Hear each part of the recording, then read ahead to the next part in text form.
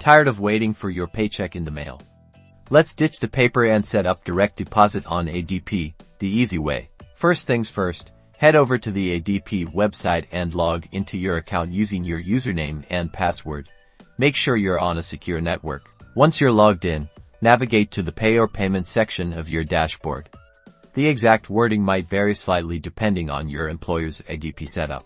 Look for an option like Edit Direct Deposit, Payment Options, or anything similar that allows you to manage your payment methods. Click on that. Now, you'll need your bank account information. Select whether it's a checking or savings account, and carefully enter your bank's routing number and your account number. Double-check everything. Accuracy is key. Next, decide how you want to allocate your paycheck. You can deposit the entire amount into one account or split it between multiple accounts. Choose the allocation type.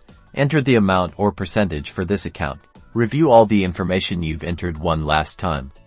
If everything looks correct, click the Save or Submit button to finalize your direct deposit setup. You should receive a confirmation message indicating that your direct deposit information has been updated successfully.